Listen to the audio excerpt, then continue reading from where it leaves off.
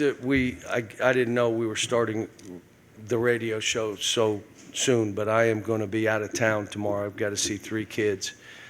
Come back practice, and we got to see 4 kids Wednesday before the Thanksgiving. We're going to go to serve Thanksgiving dinner like we do. I just talked to the kids about, the position they're in and how you can make people feel special and create hope for people just by being nice. Ask them their name, ask them where they're from, let them know that you care enough to ask those questions. See if they comment about your game, watching games. And so that will be Thursday, and we play Friday. So we're going to have off tomorrow. I won't. One of the assistants, I guess, will do the radio show. Okay, and then Wednesday I'll be traveling, come back late, and then Thursday we do what we're doing and we play Friday. So St. Joe's, I knew they could play this way. Last game they were 6 for 30 from the 3. Last game. They made 15 threes. And some of them we were on them. And for us to hold on with a bunch of young guys, the amazing stat, folks, the amazing stat, Reed doesn't score a basket and he has a plus 16. How does that happen? It's incredible. One of my guys on the bench, I went to put him in. What are you doing? He's in it. No. You want him taking it out? Making those plays. But they all did well. I mean, DJ played better. You're starting to see who he is. Justin played better, more confidence, more relaxed player. Antonio made shots. Robert Dillingham does what he does. Adu went and banged and rebounded against a big team. Trey made those shots, which are what I call those are the moment. There was that play, the moment. And one team is playing with house money, and we're playing with, we got to win. And it never fazed them. And like I said, I'm probably leaving somebody out. But I thought Jordan played well. Went in and mixed it up and did some good stuff. And so. When you got Trey, were you fully aware that he was capable of, as you call the moment, making those shots? That you only get to see when you're coaching him. But I knew how talented he was. He's a skilled basketball player. Shooting threes, passing balls. He'll fight.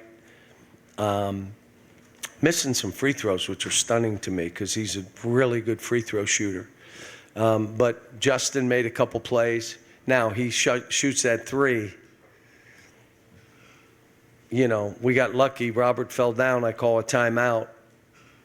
I mean, again, a little bit of discipline and more organization when you're playing to win. The play where Reed rebounded, is bringing it up, and someone's running for a basket. Why? We're up 5. We don't need a basket. There's only 22. Just don't run that way. Run the other way. I didn't have the ball. I know, but you ran like you were going to try to get a layup. We don't need it. We want to finish the game off. But again, we shot a high percentage. We only had 9 turnovers. 2 of our guys had 6 of those 9. And we played a good team, a veteran team. And they did not go away. And they out-rebounded us. Yes. With young guys, defense, half-court defense, three-point defense, how much of that is just paying attention throughout the entirety of a possession and just locking in? Yeah, but in most cases, we were in the vicinity. We didn't have hands up or we didn't take the 3 away. What happens is if I go up too close and he's able to drive around me, it's kind of embarrassing. So I'll stop a little short and give him a 3 and have my excuse why I did it. Well, I know why you did it. You didn't want him to beat you on the dribble. And I'm saying, let him beat you on the dribble. We'll recover from behind. If they're shooting 2s, they can't beat us shooting 2s. They're going to beat us shooting 3s. The other one was, and the main reason I put Reed in wasn't Reed himself. It was Reed's team defense. That's why I put him in the last part of the game. It was his team defense. Did a way better job of cutting the man off, coming off screens. But he's talking. He understood what the game plan was. But yeah, there's things we're going to have to get better at. We're going to have to rebound the ball better. But to get out, a team makes 15 threes and you figure out how to win. You make free throws, you make plays, you get rebounds down the stretch. You fight to win with a bunch of young guys. It's perfect. You play a game that you could have lost, but you didn't. You figured out how to win. Yeah, you've spoken a lot about Reed this year and how he has some of the best hands that you've ever seen. Kind of a two-parter. The hands are not better than Stacy's hands. Stacy led this women's program in steals, and she played a while ago. Jeff just wanted to shoot it. Fair enough. But with Reed, kind of a two-parter. On that last play where he did get the game sealing steal, what did you see there? And is that something you can teach, or is that more of an instinct kind of thing? Yeah, I work on that with him every day. No, that's who he is. That's why he was in the end.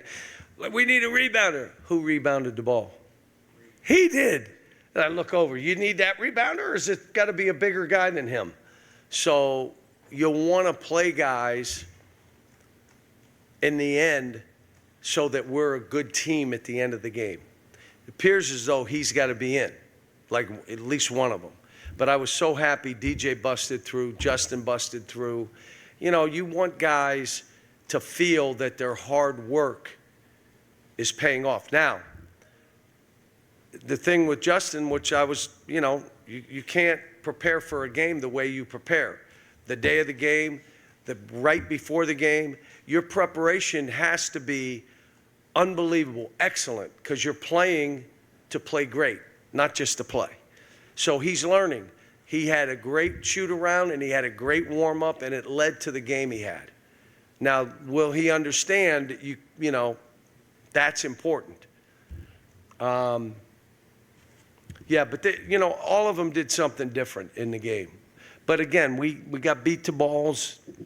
They sent 5 guys to the glass. So their way of playing is threes, layups, and offensive rebounds. Pretty good. And they got a team that can do that. I'll be surprised if they're not in the hunt to win that league in the last week of the season. I'll be stunned. What I saw today. Cal, there's always a lot of talk about balanced offense, but what about balanced assists? You had 5 players with 3 or more tonight. They all can play. How about we had 5 guys in double figures and Adu had 7. And even though he didn't get in double figures, he got in double figures plus minus is Reed. But the thing I've told them, even the last game, we had 7 guys have between 8 and 10 shots. So you can't say, well, I don't get my shots. No, you got them. What are you doing with them? You're 1 for 8. Don't come talking to me. So when you play this way, yeah, there's more weight on a shot because you're not taking 25 shots. You're just not. And the way we play, it's a balanced and really assist. Now, when you have a team like this, and I've said this a couple times, you got different teams you're watching. You won't believe this. We don't all play the same. Well, you should play like him. Well, if I had his guys, I'd play like him. How about I don't? The way we play now, there are many teams in the country can't play this way and shouldn't, or they'll win 5 games. Well, I'm just going to play the right way, though. Yeah, okay, now you're looking for work. How do I play with this team? We got to get one of these bigs back. Hopefully 2. Changes who we are. Now, you say, well, how are you going to play? You ready for this? They can play basketball. They can bounce it. You can still play 5 out. You could put Trey at a 4 or him at the 5 and those guys on a perimeter because of how they play and how they shoot. So, but I know what you'll have is you're going to have someone near the rim that's 7'2", that you're not just getting layups, which we're still giving up a lot of layups. What'd they shoot for the game? 42%.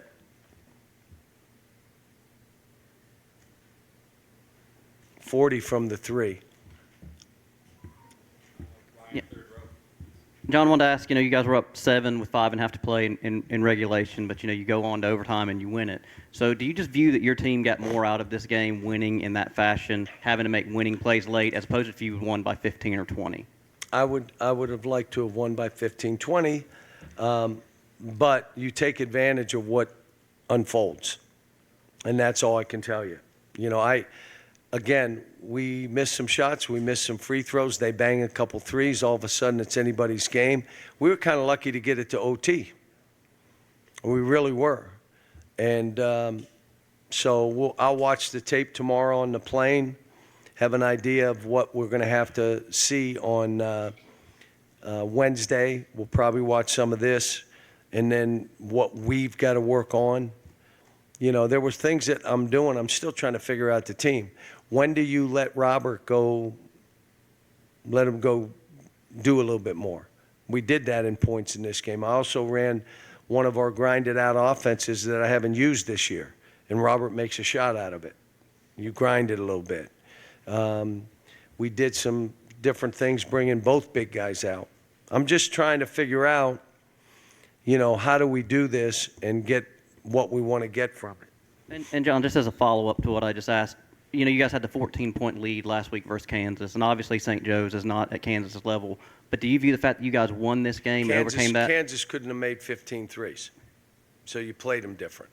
But no, I mean we're a team that's still learning, playing winning basketball. Like Justin came out and just with 20 seconds on the clock shoots a three. What? Why would you do that?